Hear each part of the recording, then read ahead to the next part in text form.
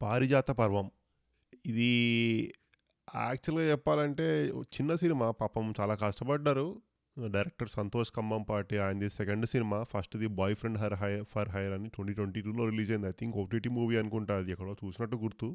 నేను చూడలేదు ఆ సినిమాని. ఇది పారిజాత పర్వము కొంచెం పేరున్న క్యాస్ట్‌ని పెట్టి సునీల్, హర్ష, వైవా హర్ష, తర్వాత శ్రద్ధా దాస్, చాలా రోజుల తర్వాత శ్రద్ధా దాస్, ఇలా శ్రీనివాస్, శ్రీకాంత్ అయ్యంగార్, ఇలా తెలిసిన మొహాలు ఇవన్నీ. సునీల్ ఆఫ్ కోర్స్ తెలిసిన పేరు. దాని తర్వాత Harsha Chemudu, Viva Harsha next best ఈ క్యాస్ట్లో పెట్టి ట్రైలర్ రిలీజ్ చేసి ఒక ఫన్నీ క్వర్కీ క్రైమ్ కామెడీ లాగా ట్రైలర్ రిలీజ్ చేసి డెఫినెట్లీ ఇంట్రెస్టింగ్గా అనిపించింది ట్రైలర్. సో చిన్న సినిమా కదా చూద్దామని చెప్పి వెళ్ళాను ఈరోజు. ఓవరాల్ చెప్పాలంటే నేను కొంచెం డిసప్పాయింట్ అయ్యానండి సినిమా మీద. కారణము ఇది పాపం ఆ ఇన్ఎక్స్పీరియన్స్ తెలిసింది నాకు. ఒక పక్క చూస్తున్న సేపు స్క్రీన్ ప్లే చాలా స్లోగా అనిపించింది. Slow in the sense like for example ఇట్లాంటి క్రైమ్ కామెడీస్లో మనకు చాలా వచ్చినాయి. ఇట్లా ఫర్ ఎగ్జాంపుల్ ఇట్లాంటి ఎట్లా అంటే ఇదొక comedy sub genre.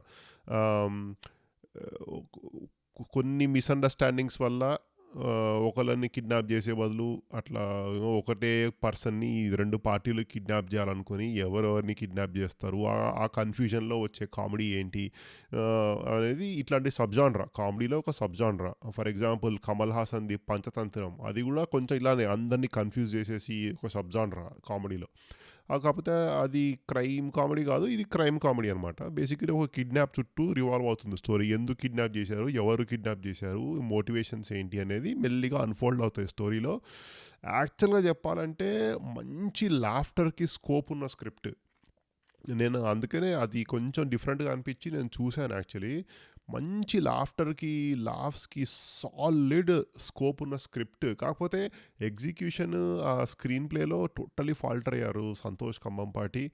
I I must say unfortunately it is a లో బడ్జెట్ ఫిలిం. నాకు తెలుసు లో budget film, I understand that constraints, but script వర్క్లో దెర్ ఇస్ నో ఎక్స్క్యూస్.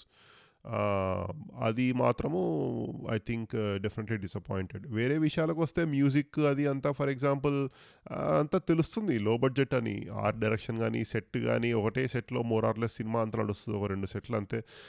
అదంతా ఫైన్, అదంతా అసలు ఇష్యూవే కాదు. కానీ బేసిక్ స్క్రిప్ట్లో బేసిక్, ఎందుకంటే యాక్ట్ వన్ నుంచి యాక్ట్ టూకి కొంచెం ఇంట్రెస్టింగ్గా పుష్ అయింది. మన హీరో మోటివేషన్ ఏంటి, ఎందుకు ఓ పని చేద్దాం అనుకుంటున్నాడు క్లియర్గా ఎస్టాబ్లిష్ అయ్యారు. దాని తర్వాత యాక్ట్ టూలో చాలా సీన్స్ అసలు చాలా కష్టపడ్డారు కామెడీని పండించడానికి. కానీ అసలు ఒక్క కామెడీ జోక్ కూడా వర్క్ అవ్వలేదు యాక్చువల్లీ. అసలు నేను ఇంకా 2-3 సార్లు టైం చూసుకున్నా, ఎప్పుడైపోద్దురా ఈ సినిమా అని. మళ్ళీ యాక్ట్ త్రీలో మళ్ళీ రికవర్ అయింది సినిమా డెఫినెట్లీ. సో కొంచెం బాగా అనిపించింది. కామెడీ ఎక్కడ లేదు యాక్చువల్లీ చెప్పాలంటే. కాకపోతే అది సో కొంచెం ఎక్స్పీరియన్స్డ్ డైరెక్టర్ దగ్గర లేకపోతే ఈ సంతోష్ కంబంపాటి ఈయన స్క్రిప్ట్ రాసుకున్నప్పుడు జస్ట్ ఆ సందు దాకా వచ్చారు, అడ్రస్ ఎత్తుక్కొని సందు దాకా వచ్చారు. ఇంకొక 4 అడుగులు వేసి ఇంటి దాకా వచ్చి ఉంటే సినిమా అదిరిపోయేది. ఇంకొక 4 స్టెప్స్, ఆ లాస్ట్ 4 స్టెప్స్ కాస్త వర్క్ చేసి కామెడీ కాస్త ఇంకా బెటర్గా విజువలైజ్ చేసి తీసింటే మాత్రము ఎక్సలెంట్గా వర్క్ అయ్యేది.